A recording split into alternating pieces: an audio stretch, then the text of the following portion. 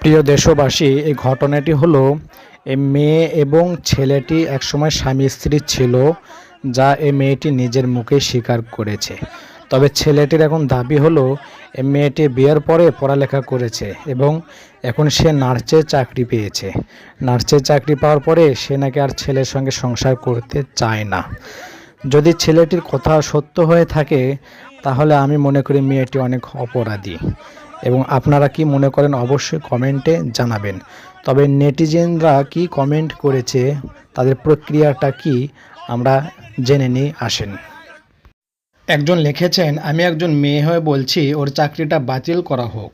আরেকজন লিখেছে, ছেলেরা চাকরি পেলে বিয়ে করার চিন্তা করে আর মেয়েরা চাকরি পেলে সংসার ভাঙার চিন্তা করে, এজন্যই মেয়েদের চাকরি দিতে নেই। আরও লিখেছে, ওর চাকরিটা বাদ দেওয়া হোক। অল্প পানির মাছ বেশি পানি পাইলে যা হয়। 3 বছরের ডিপ্লোমা করে নার্স হয়ে সারা জীবনের স্বামীকে ছেড়ে দিল, হাইরে জীবন। মহিলা চাকরি পাওয়া মানে দুনিয়া ভুলে যাওয়া।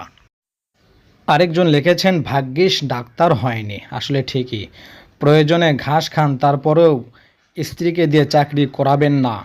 এই মেয়েকে অবিলম্বে চাকরি থেকে বহিষ্কার করা হোক। প্রিয় বন্ধুরা, আসলে ঘটনার সত্যটা জানা যায়নি, তবে ঘটনা যদি এমনটা হয়ে থাকে তাহলে আপনাদের মতামতটা অবশ্যই জানাবেন ইনশাআল্লাহ।